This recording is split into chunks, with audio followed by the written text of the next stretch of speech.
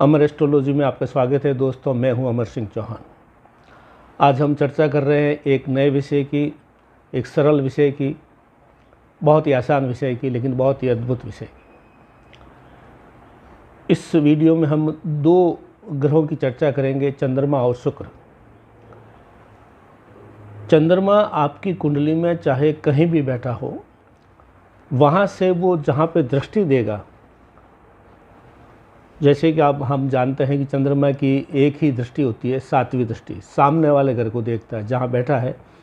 अगर पहले घर में बैठा है तो सातवें को देखेगा, दूसरे में बैठा है तो आठवें को देखेगा, तीसरे में बैठा है तो नौवें को देखेगा, चौथे में बैठा है तो 10वें को देखेगा। मतलब सामने वाले घर को देखता है, एक ही दृष्टि है चंद्रमा की।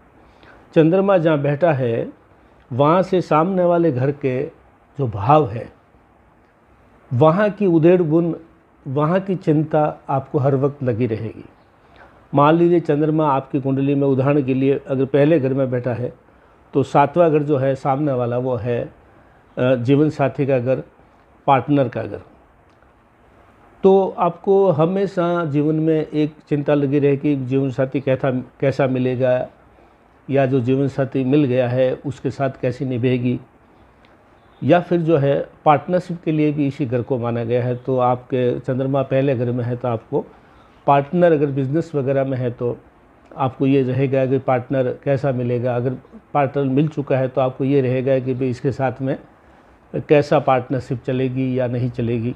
ये उधेड़ बुन आपको हमेशा लगी रहेगी। उदाहरण के लिए चंद्रमा मान लो चौथे घर में है तो उसकी सातवीं दृष्टि 10वें घर में होगी। 4 की दृष्टि 7वें 10वें घर में होगी तो 10वां घर है कर्म भाव का। तो आपको हमेशा आपके व्यवसाय के संबंधी, आपकी नौकरी के संबंधी आपको हमेशा उधेड़ बुन लगी रहेगी कि नौकरी मिलेगी कि नहीं मिलेगी, व्यवसाय जमेगा कि नहीं जमेगा। अगर नौकरी मिल गई है तो आपको ये लगेगा कि यहाँ पे प्रमोशन कितने होंगे कि नहीं होंगे, पूरी नौकरी कर पाऊँगा या नहीं कर पाऊँगा। या व्यवसाय आप कर रहे हैं तो वही व्यवसाय जमेगा नहीं जमेगा, प्रॉफिट कितना होगा, कब जो है पूरा जो है मेरा जो पैसा रुपया लगाया है उसका वापस रेमुनरेशन, जो भी आपको इन्वेस्ट किया है उसका लाभ कब कैसा कितना मिलेगा, ये एक चिंता रहेगी। इसी तरीके आप किसी भी घर में ले सकते हैं। दूसरे घर में है तो जैसे मैंने बताया कि 8वें को देखिए। अगर 5वें घर में चंद्रमा बैठा है तो 11वें घर को देखिए। 5वें घर में चंद्रमा है तो 11वें घर को देखेगा तो 11वें घर किसका, लाभ का है, धन प्राप्ति का है। तो हमेशा आपको ये रहेगा कि धन कहाँ से मिलेगा, मिलेगा कि नहीं मिलेगा, कितना मिलेगा, धन स्थायी रूप से रहेगा या नहीं रहेगा। ये एक सूत्र है। यानी चंद्रमा जहाँ बैठा है वहाँ से 7वें घर का जो भाव है, उस भाव से संबंधित चिंता उधेड़ बुन आपको लगी रहेगी। ये टेस्टेड सूत्र है। इसी में ही दूसरा सूत्र है शुक्र के बारे में। शुक्र की भी हम जैसे देखते हैं कि शुक्र की भी एक ही दृष्टि होती है, 7वीं दृष्टि। जैसे चंद्रमा की है शुक्र भी सामने वाले घर को देखता है। शुक्र जहाँ बैठा है वहाँ से सामने वाला घर है, 7वां घर है,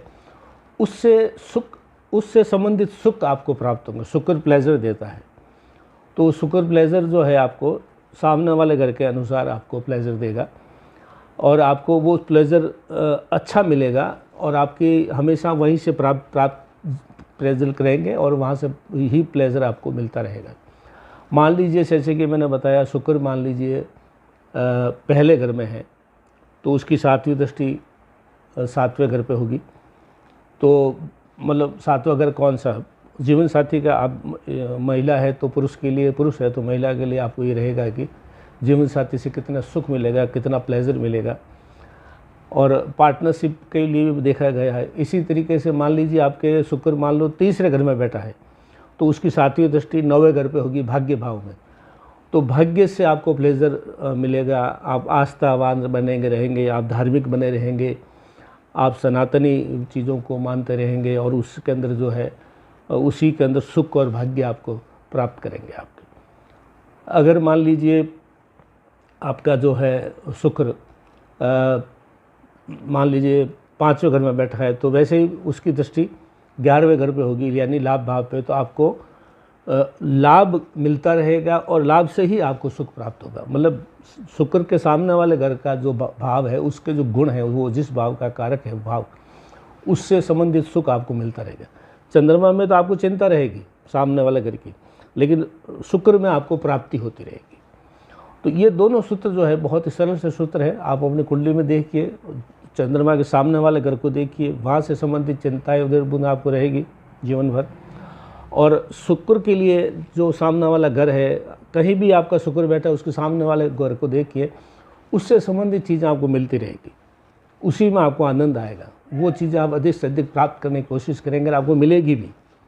लेकिन चंद्रमा में चिंता रहेगी सामने वाली चीज़ की कि भाई कितनी मिलेगी, मिलेगी कि नहीं मिलेगी, ये रहेगा। लेकिन शुक्र आपको प्राप्त होगा, सामने वाले के शुक्र के जहाँ शुक्र बैठा है वहाँ सामने वाले घर का सुख प्राप्त होगा, उसी में वो आपको आनंद आएगा और वो मिलता भी रहेगा। तो सरल सा सूत्र आज हमने चर्चा की दोस्तों, चंद्रमा की और शुक्र की। तो ये सरल सा सूत्र आज इसलिए लिया है कि आप खुद अपनी कुंडली में इस चीज़ का विश्लेषण करके देख सकते हैं ना। ये आजमाया हुआ सूत्र है। अमर एस्ट्रोलॉजी में आज